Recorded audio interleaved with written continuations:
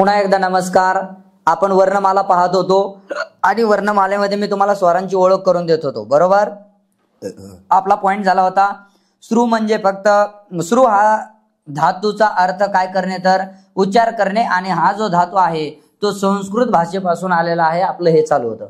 त्याच्यानंतर मी तुम्हाला सांगितलं होतं स्वर म्हणजे नुसते काय आहेत तर नुसते सूर आहेत, समजतंय। थोडं अजून आपण पुढे जाऊ। काही काही आता हे कसं आहे, हा डाटा कायमस्वरूपी असतो, त्याच्यामुळे एकदा नीट बघा, त्याला टेन्शन घ्यायची आवश्यकता येणार नाही। स्वरांचा उच्चार करताना ओठ आणि जीभ हे दोन इंद्रिय महत्वाचे असतात। वा वा, पेपरला जर समजा क्वेश्चन आलाच की स्वरांचा उच्चार करताना आपले कोणते अवयव जास्त सक्रिय असतात, पाय हात वगैरे, असं डोकं झोपी जाणे, समजतंय का, ते नाही बरं का। ओठ आणि कोण जीभ हे दोन इंद्रिय महत्वाचे आहेत। पुढे बघा, स्वरांचा उच्चार करताना आपले तोंड विवृत असते। अरे कितीतरी वेळेस आलेला प्रश्न आहे हा, कितीतरी वेळेस म्हणतोय मी का विवृत्त विवृत्त या शब्दाचा अर्थ बऱ्याच जणांना कळत नाही, म्हणून मी इथे लिहून दिलंय उघडे आ, म्हणून बघा आ, तोंड बंद करा, ओठ एकमेकाला लागले पाहिजेत, उघडले नाही पाहिजेत, आ म्हणा। येतं काय नाही ना, म्हणजे सांगायचा मुद्दा मला काय सांगायचंय तुम्हाला, आ आ हा स्वर आहे, बरोबर का नाही। मग स्वराचा उच्चार करताना आपले तोंड काय होते तर काही काही म्हणले अजय अजय मोठं होतं सर, मोठ, तसं नाही। ते स्वराचा उच्चार करताना आपले तोंड विवृत्त असते, आणि पेपरला विवृत्त शब्द येणार, उघडे हा शब्द येणार नाही। आणि तुम्ही उघडे तिथं शोधित बसतान तर उघडे पडतान, लक्षात येते का बघा, तसलं करू नका। संस्कृत व्याकरणामध्ये स्वरांना अच म्हणतात। ठीकसा अभ्यास आहे, लोड मध्ये यायची आवश्यकता नाही।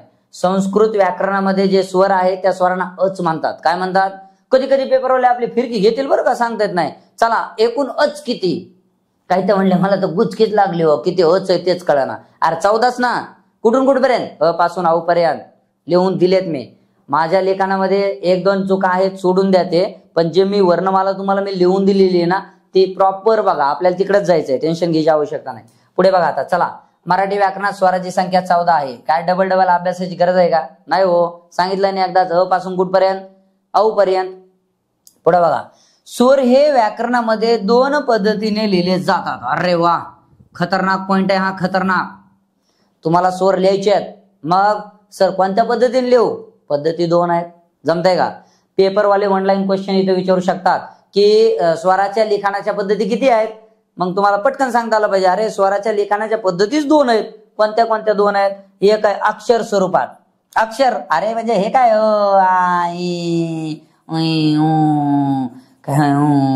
याय ना, हे अक्षर स्वरूपात याला म्हणतात बरं का।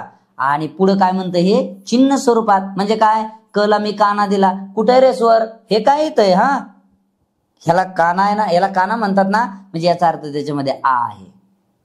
मी ज्यावेळेस तुम्हाला संधी शिकवेन त्यावेळेस 14 खडी शिकवेन, आणि 14 खडी ज्यावेळेस शिकवेन त्यावेळेस तुम्हाला पहिली वेलांटी दुसरी वेलांटी ही काय भानगड आहे, रस्व वेलांटी दीर्घ वेलांटी ही 100% कळल। चला, स्वर लिखाण किती पद्धतीचे आहेत तर दोन पद्धतीचे आहेत, म्हणजे आपण स्वर हे दोन पद्धतीने लिहू शकतो, हे तुम्हाला मात्र नक्की कळलंय, जमलं का। पुढे चालायचं का मग, बघा आता इथं काय लिहून दिलंय मी, अति महत्वाचे। आता काय महत्वाचं असेल बरं, मराठीत स्वरांची संख्या, रिपीट आलं काय, हे आला असन आला असन। मराठी व्याकरणात स्वरांची संख्या किती आहे, 14 आहे। कधी हलणार नाही, डुलणार नाही, लोड मध्ये यायची गरज नाही। स्वरांचे वर्गीकरण, बर मग आता एकूण स्वर किती मला सांगा, 14 आहेत का नाही। आता पुढे चाललोत आपण, जरी स्वर हे 14 असले तरी ते सगळे उच्चारायला एक नाहीत, दिसायलाही एक नाहीत, आणि मग जे उच्चारायला एक नाहीत आणि दिसायला एक नाहीत याचा अर्थ स्वर हे वेगळे आहेत ना। मग जर वेगळे ते दिसतही असतील आणि त्यांचा उच्चारही होत असेल तर माझ्या मते 100% त्यांच्या जाती पडत असतील, कोणाच्या बरं, स्वरांच्या ना। मग आता आपल्याला स्वरांचं बघायचंय पुढं, आम्हाला एक कळलं सर काय की एकूण 14 स्वर आहेत, हो ना, पण 14 स्वर किती भागात विभागले जातात, पेपरवाले असं विचारतील ना, 14च काय घेऊन बसला, पुढे चल ना। मग हे जे 14 स्वर आहेत त्यांचे पुन्हा ते किती भाग केलेत त्यांनी तर 3 भाग केलेत। मग पेपरवाले ऑनलाईन क्वेश्चन विचारणार, स्वरांचे वर्गीकरण किती भागात केले जाते, खटकन उत्तर द्यायचं, 3 भागामध्ये स्वरांचं वर्गीकरण होतंय, जमलं का। हा, मग आता पुढे जाऊ आपण, चला। नंबर 1 काय लिहिलंय बघा, स्वरांना उच्चार करण्यासाठी लागणाऱ्या कालावधीवरून स्वरांचे प्रकार।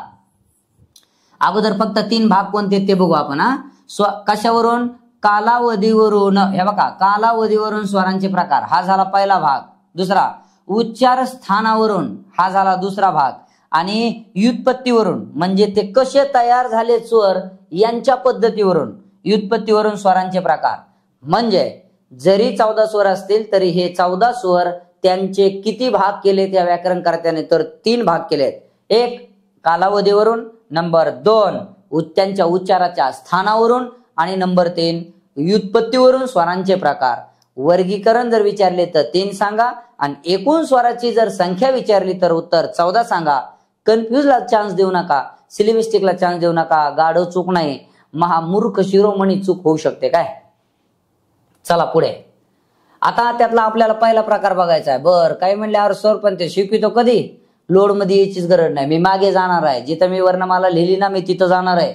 मग आता अजून स्वर शिकवायला सुरुवात केली नाही, मी फक्त ओळखच करून देतोय तुम्हाला, राईट का. बघा पुढे, कालावधीवरून स्वरांचे प्रकार. बरं इथंही पेपरला प्रश्न आहे, कालावधीवरून स्वराचे प्रकार किती पडतात असं जर पेपरवाल्याने विचारलं आणि तिथं जर 1 नंबरला 14 दिलं, हा 1 नंबर, हा 2 नंबरला 3 दिलं, 3 नंबरला 4 दिलं आणि समजा 4 नंबरला 20 दिलं, आपला आकडा काहीतरी, हा कळलं का बघा. लगेच आपला वाघ इतका त्या नोकरीला असा आहारी गेलेला असतो, आता पर्यायच नाही, वाचित नाही काय नाही. त्याने विचारलेलं काय असतं, स्वरांचे प्रकार किती. बरं का ऐका ना, स्वरांचे प्रकार किती, अरे एकूण स्वर विचारले तर तुझं उत्तर 14 येईल वाघा, पण स्वरांचे कालावधीवरून प्रकार.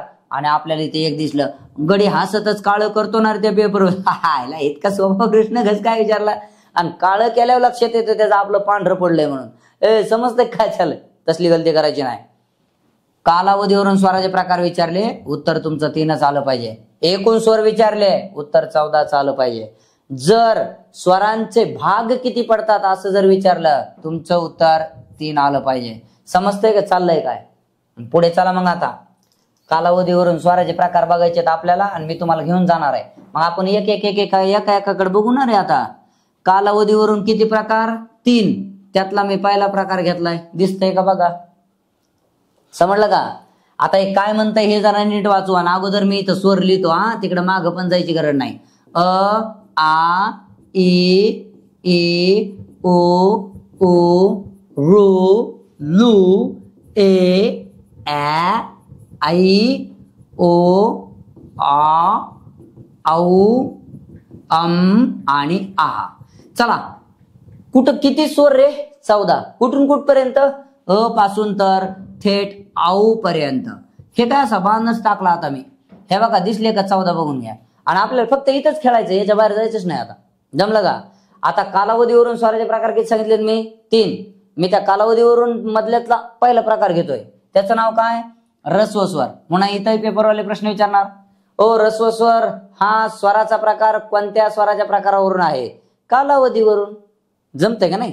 मग आता कालावधीवरून म्हणजे नेमकं काय, तर कालावधी म्हणजे वेळ. मग मी तुम्हाला ती व्याख्या सांगायच्या अगोदर काय करतो, समजून सांगतो आणि नंतर मी व्याख्या सांगतो. इकडे बघा, इथं अ लिहिला मी आणि त्याच्यानंतर आ लिहिला. मी या दोघांचे उच्चार कसे करावेत असं लिहिताना सांगितलं होतं बघा. याचा उच्चार 1 सेकंदाच्या आत झाला पाहिजे. अ ए जमलं का. आणि याचा आ थोडं ढेकर दिल्यासारखं आ ए, कळलं का. मग मला सांगा विद्यार्थी मित्रांनो, हा अ म्हणायला वेळ कमी लागतोय का आ म्हणायला वेळ कमी लागतोय. कमी बोलतोय मी, कमी. साहजिकच तुमचं उत्तर काय माहितीये का, सर अ याला वेळ कमी लागतोय. बरोबर आहे. 2 स्वरांचा उच्चार करण्यासाठी, नीट ऐका बरं का, 2च नाही, स्वरांचा म्हणा नसतो, चालतंय. स्वरांना उच्चार करण्यासाठी जर एकदम कमी वेळ लागत असेल, कसा कमी, तर अशा स्वरांना ऱ्हस्व स्वर म्हणायचंय वाघांनो. ऐका आता ऐका. ज्या स्वरांना उच्चार करण्यासाठी एकदम कमी कालावधी लागतो अशा स्वरांना ऱ्हस्व स्वर असे म्हणतात. आता काही लोकांना ते ऱ्हस्व सुद्धा म्हणता येत नाहीत, हस्व स्वर आहेत ना. हस्व स्वर किती आहेत मराठी व्याकरणात, हस्व स्वरच नाहीत. कळते कसं झालंय काय, तसं म्हणजे चूक करू नका बरं का. हा मग आता या दोघांपैकी उच्चार करण्यासाठी वेळ कोणाला कमी लागतोय बघा बरं, अ ला ना. मग अ हा ऱ्हस्व स्वर फिक्स आहे. कशामुळे मी ठरविलं तसं, कारण सर स्वरांना उच्चार करण्यासाठी वेळ कसा लागतोय तर कमी लागतोय, आणि ज्या स्वरांना उच्चार करण्यासाठी वेळ कमी लागणार मी त्याला ऱ्हस्व स्वर म्हणणार. जमलं का नाही. मग व्याख्या तीच दिली का बघून घ्या. ज्या स्वरांना उच्चार करण्यासाठी एकदम कमी कालावधी लागतो, अरे एवढंच वाचा, एकदम कमी कालावधी लागतो अशा स्वरांना आपल्याला ऱ्हस्व स्वर म्हणायचंय. जमलं का? पुढे बघा आता. चला काय लिहिलं महत्वाचे मध्ये, मराठीत एकूण ऱ्हस्व स्वरांची संख्या 5 आहे. विचाराधीन अजून एक आहे, पण तुम्ही विचाराधीन मध्येच लिहिलाय, कळलंय का बघा. अजून एक आहे, हा ऍड झालाय, परंतु अजून कुठल्या आयोगाने एमपीसी वाल्याने वगैरे हा ऱ्हस्व स्वर आहे असं एखादं उत्तर दिलेलं नाही, त्याच्यामुळे तुम्ही तिथे विचाराधीन असं लिहिलंय. कळतंय का? मग आता आपल्याला काय करायचंय वागणं इकडे लक्षात घ्या. आता या दोघांपैकी उच्चार कोणाला कमी कमी कालावधी कोणाला लागेल सांगा बरं मला. ह्या अ ला, राईट, म्हणजे ऱ्हस्व स्वर झाला, हे डिलीट झाला. ह्या दोघांपैकी उच्चार करण्यासाठी कालावधी कमी वेळ कोणाला लागेल? ईला, पहिल्या ईला, म्हणजे ऱ्हस्व ईला. कळलं का? 2 सापडले. या दोघांपैकी ह्या उला, हे दोघं सुद्धा बर का, अरे लय महत्वाचं आहे, हे दोघं सुद्धा. मग मला सांगा आता, इथं झाला 1, हा झाला 2, हा झाला 3, 4 आणि 5. हा इंग्रजीतून आलाय, तो विचाराधीन आहे, त्याच्यामुळे मी त्याला बाजूलाच लिहिलंय. समजतंय का? बघा रे चाललंय काय. मग जरा नीट ऐका आता. जर पेपरला प्रश्न विचारला मराठीत एकूण स्वराची ऱ्हस्व स्वराची संख्या किती? 5, आणि कोणी विचारलं ऱ्हस्व स्वर म्हणजे काय, वेळ कमी लागणाऱ्या स्वराला ऱ्हस्व स्वर म्हणतात. कोणते कोणते? अ आहे, ई आहे, उ आहे, ऋ आणलं. आणि नाही जमलं गरीब बुद्धीच्या पोरांसाठी, पहिला घ्या, दुसरा सोडून द्या, तिसरा घ्या, चौथा सोडून द्या, 5वा घ्या, 6वा सोडून घ्या, 7 आणि 8 दोन्ही घ्या. म्हणजे पहिला घ्या विषम संख्या, दुसरा सोडून द्या, तिसरा घ्या विषम संख्या, चौथा सोडून द्या, 5वा घ्या विषम संख्या, 6वा सोडून द्या, 7वा आणि 8वा दोघं घ्या, आणि 8 पर्यंतच. जमलं का नाही?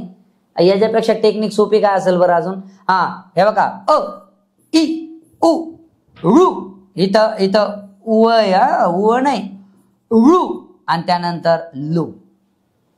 समजतंय का बरं? मग काय व्याख्या झाली, काय कसं ऱ्हस्व स्वर ओळखायचे, हा पॉइंट मात्र नक्की तुम्हाला कळाला असेल. तर आता आपण जरा पुढे जायला काय अडचण नाही बरं. हे लगेच काय म्हणतंय बघा ना पुढे, आहे का ना, कसले स्वर? दीर्घ स्वर. ज्या विद्यार्थ्याला ऱ्हस्व स्वराची व्याख्या आली त्याने दीर्घ स्वराचा अभ्यास करायचा नाही का? ऱ्हस्व स्वराच्या राईटच उलटी व्याख्या करून टाकायची, राईटच उलटी. ऱ्हस्व स्वराची व्याख्या सांगा अगोदर. ज्या स्वरांना उच्चार करण्यासाठी कालावधी कसा लागतो?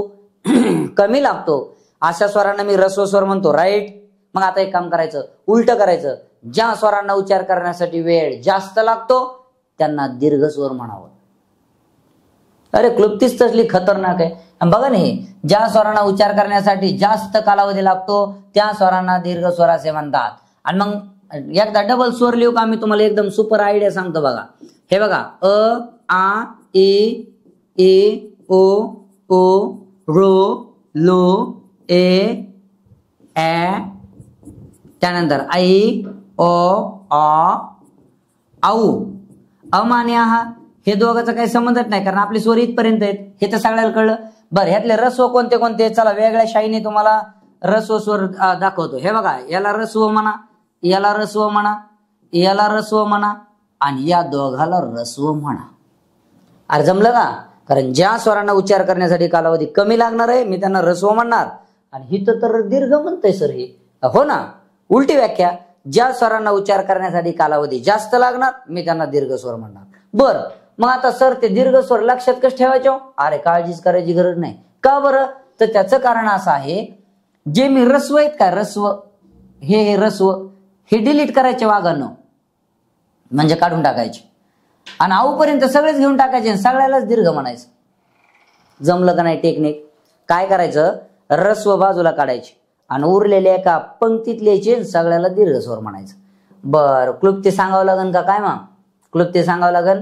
आता इथं ऱ्हस्व आलाय, थोडी इथं व्हॅलंटी नाही, ही आमची प्रिंट म्हणजे टाईप मिस्टेक आहे, प्रत्येक वेळेस समजून घ्या.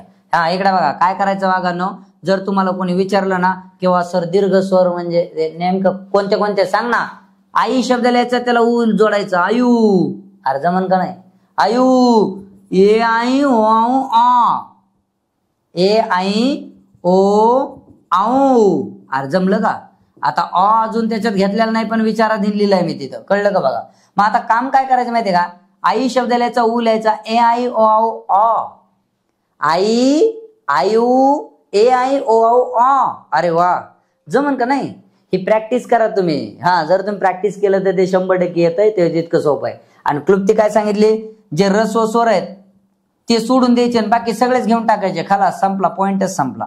जमलं का? बरं काय म्हणताय बघा बरं आता हे दीर्घ, काही नाहीच त्याच्यात, कारण तेवढेच दीर्घ स्वर आहेत. जे रस्व आहेत त्याला सर मी डिलीट करून टाकणार आणि जे राहिलेले आहेत त्यांना दीर्घ म्हणणार. हा राहिलाय, त्यानंतर हा राहिलाय, बघा बरं आई आलं का, त्यानंतर हा राहिलाय, त्यानंतर हा पण आहे, हा पण, हा पण, हा पण. जे ज्या जिथं जिथं मी फुल्या मारल्यात तुम्ही त्याला दीर्घ स्वर म्हणणार. आणि हे रस्व दीर्घ जमलं तर तुम्हाला सजातीय विजातीय पुढे संधी कळते. समजतं एक चाललंय काय? पुढे बघा आता, सॉरी हे बघा, स्वरांचा कालावधीवरून 2 प्रकार आपले संपले. इथं 2 नंबर आहे. स्वरांचे कालावधीवरून आपले 2 प्रकार संपलेले आहेत. कालावधीवरून पडणारे स्वरांचे 3 प्रकार आहेत. एक रस्व झाला, दुसरा दीर्घ झाला. आता जरा पुढे जाऊ, जमन का? हे पुसून टाकतो आता, यांची आपल्याला गरज नाही, डबल लिहू शकतो आपण. चला द्या इकडे लक्ष. आता काय म्हणतं हे नंबर 3 मध्ये संयुक्त स्वर. अगोदर आपण व्याख्या वाचू, नंतर मी हळूहळू तुम्हाला घेऊन जातो. हळूहळू 2 स्वरांच्या बेरजेतून, अरे हे तर महत्वाचं आहे. तुम्हाला स्वर कळालेत ना, मग 2 स्वराची काय करायची? बेरीज. आणि ज्यावेळेस तुम्ही बेरीज करणार, उदाहरणार्थ 2 + 4 बरोबर किती येणार? 6. म्हणजे याचा अर्थ 6 अंक येण्यासाठी 2 आणि 4 ची मला काय करावी लागली? तर बेरीज करावी लागली. सेम त्याच पद्धतीने आहे. आता मी इथं सुद्धा मला काय करायची? तर स्वरांची बेरीज करायची. स्वरांची सुद्धा काय करायची? बेरीज. मग बघू ना आपण, 2 स्वराच्या बेरजेतून तयार होणाऱ्या स्वरांना संयुक्त स्वर म्हणतात. अरे मग आता संयुक्त स्वर निर्माण होण्यासाठी तुमच्याकडे स्वर किती पाहिजेत? 2. दोघांची काय झाली पाहिजे? बेरीज. आणि मग 2 स्वराची जेव्हा बेरीज होणार तेव्हा जो तिसरा जन्माला येणार मी त्याला संयुक्त स्वर म्हणणार. हे तर बरोबर आहे का नाही? मग आता लक्ष द्या, इथं मी संयुक्त स्वर स्पेशल लिहिले बघा. ए आई ओ आऊ कुठं भेटले ना, खलासच. ए आई ओ आऊ संयुक्त स्वर आहेत. ए आई ओ आऊ संयुक्त स्वर आहेत. स्वर संधीतला 5वा जो नियम मी शिकविलाय ना, अयादीचा नियम, तो अयादीचा नियम निव्वळ ह्या संयुक्त स्वरावर अवलंबून आहे. तुम्हाला संधी या टॉपिक मध्ये क्लिअर कळून जाईल. समजताय? हे कुठे भेटले की यांना संयुक्त स्वर म्हणा. पण मी तुम्हाला दीर्घ स्वर सांगितले होते, त्या दीर्घ स्वरामध्ये हे आलेत का नाही सांगा? हो ना. मग जे संयुक्त स्वर असतात ते दीर्घ पण असतात. लक्षात ठेवा. आता चला, आता पण कसे दीर्घ आहेत सर, ते 2 स्वरापासून कसे तयार झालेत, काय ते सगळं होईल ना, काय लोड घ्यायची गरज आहे. बघा बरं इथं काय लिहिलं महत्वाचे, मराठी व्याकरणात संयुक्त स्वराची संख्या 4 आहे. काय म्हणले? कुठं आहेत? हे काय? ए आई ओ आणि औ कुठं भेटले? संयुक्त स्वर म्हणा. पुढे चला, काय म्हणते अजून? संयुक्त स्वराची फोड सांगितली. बर. आता इथं संयुक्त स्वराची फोड करायची म्हटलं, मग फोड म्हणजे नेमकं काय? तर असं तुम्हाला मी लॉजिक खतरनाक सांगतो पोरांनो. हे तर रेडी दिलेच मी, पण लिखाणाची पद्धत सांगतो म्हणजे तुम्हाला लिहिता येईल. हे बघा काय करायचं, ए लिहायचा. 1 मिनिट मी पेन चेंज करतो. हे बघा काय करायचं, ए लिहायचा, ए आई, त्यानंतर ओ आणि त्याच्या खाली औ लिहायचं. हे जमलं का? आता नीट आहे का?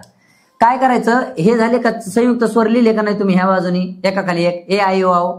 इकडं काय करायचं, या बाजूनी एकदा आ लिहायचा, पुन्हा एकदा अ लिहायचा आणि पुन्हा एकदा आ लिहायचा. जमन का नाही? हे इथं सरळ सरळ अधिक चिन्ह देऊन टाकायचे प्रत्येक ठिकाणी. आणि जे पहिले 2 आहेत इथं काय करायचं, ई ऑब्लिक ई करायचं आणि बरोबर करायचं. इथंही सेम ई ऑब्लिक ई करायचं, बरोबर करायचं. आता दुसऱ्या 2 मध्ये इथं उ घ्यायचा दीर्घ, इथं उ आणि उ घ्यायचा दीर्घ, झाली फोड. येईल का नाही लक्षात? म्हणजे किती टेक्निक सोपी बघा बरं. जे 4 संयुक्त स्वर आहेत ते कसे जन्माला आले, तर इकडे बघा. 2 स्वराची मी बेरीज केली तेव्हा औ तयार झाला. 2 स्वराची बेरीज केली, ओ जन्माला आला. आ आणि ई ची बेरीज केली तर आई आला, आणि अ आणि ई ची बेरीज केली तेव्हा ए आला. या दोघाला संगच म्हणून बघा, हा येतो का नाही लक्षात येईल तुमच्या. म्हणजे सांगायचा मुद्दा काय, 2 स्वराची आपल्याला बेरीजच करायची, तेव्हाच संयुक्त स्वर जन्माला येणार, अन्यथा संयुक्त स्वर जन्माला येत नाही. अरे सोपं आहे किती. मग मी इथं तेच केलं ना. हे काय जे इथं लिहून दिले ते इथं हे बघा, आ लिहिलाय, पुन्हा आणि आ लिहिलाय, 1 2 3 आणि 4 विषम ठिकाणी लिहायचा आणि सम ठिकाणी आ लिहायचा. अरे जमलं का नाही? आता काय करायचं, इकडे ए आई ओ आऊ एका खाली एक लिहायचा. आता काही वागा असले उलटी आहेत, ओ वर लिहिणार, ए खाली लिहिणार, म्हणून सरची ग्लुप्ती फॉलो होत नाही. असं आहे का ते? ए आई ओ आऊ एका खाली एकच लिहायचं. इकडं काय करायचं, पहिले जे दोन आहेत का, पहिले दोन त्यांच्यामध्ये ई ई लिहायचा आणि दुसऱ्या दोन मध्ये उ उ लिहायचा. क्लुप्ते खलास. कुठल्या पेपरला त्यांनी संयुक्त स्वराची फोड विचारू द्या, अरे आपल्याला जमलीच, काही विचारू द्या. उदाहरणार्थ ते असं करतील बघा, आ अधिक ई या दोन स्वराची बेरीज केल्यावर कोणता संयुक्त स्वर तयार होईल? पर्याय देणार ए आई ओ आणि औ असे पर्याय देणार. अवघड काय, मुळात आई म्हणतोय ते, याचा अर्थ हा तुमचा पर्याय बरोबर येणार. बरं, हे सगळं खरं झालं बरं का, पण ही संयुक्त स्वराची फोड आहे ना, शास्त्रीय मराठी व्याकरण करते मोरो केशव दामले, मो के दामले यांनी केलेली आहे. लक्षात ठेवा, ही जी फोड मी तुम्हाला इथे शिकवतोय, ही फोड खालीलपैकी कोणत्या लेखकाने केली, असा जर पेपरला प्रश्न आला तर मोके दामले त्याचं उत्तर द्या. पीडीएफ स्वरूपात मी इत्यंभूत माहिती दिलेली आहे. इथं फक्त जेवढं शिकवायचंय तेवढंच घेतोय. पीडीएफ मध्ये जे ज्या काही गोष्टी आहेत महत्वाचे, अतिमहत्वाचे, अजून काय ऑर्डर, त्या सगळ्या गोष्टी तुम्हाला मी दिलेल्या आहेत. काळजी करायची गरज नाही. चलायचं पुढे. आता जर तुम्हाला संयुक्त स्वराची फोड येत असेल तर बघायची काय. तसं तर मी इथंही दिलंय, पण सांगितलं होतं चालता चालता काय, संयुक्त स्वरांची फोड मोके दामले यांनी सांगितली आहे. फिक्स अभ्यास फिक्स. पुढे बोला. संयुक्त स्वर हे दीर्घ स्वर असतात. हे बघा पोरांनो, मी 8 स्वर लिहून दिले होते तुम्हाला दीर्घ. बर, मग 8 म्हणजे तसे 7च आहेत, कारण अ जो आहे तो विचाराधीन आहे. इकडे बघा, अ आ ए ओ ळो लो ए आई ओ आणि औ. मी फक्त स्वरच लिहिले बरं का, आम आणि आ लिहित नाही. मला सांगा, थोडा पेनाचा कलर मी चेंज करतो, तुम्हाला दाखवायचा प्रयत्न करतो. इकडे बघा, हा रस्व आहे, हा रस्व आहे, हा रस्व आहे आणि हे दोघं रस्व आहेत. इथपर्यंत झालंय का? हा, चला, याचा एक विषय कळलं का बघा तुम्हाला. आता मला एक सांगा, उरलेले कोण कोण आहेत? खाली घ्या. आ आहे, त्यानंतर ई आहे, त्यानंतर उ आहे, त्यानंतर ए, त्यानंतर आई. हे कळलंय का? ओ, त्यानंतर औ. हे दिसलेत का रे तुम्हाला? ओ च्या नंतर अ एक आहे. हा, आता नीट ऐका. इकडे बघा, इथं आ आलाय, ई आलाय, उ आहे, पण माझं म्हणणं असं आहे की हे बघा, हे कोण आहेत सांगा रे? संयुक्त स्वर आहेत, आहे का?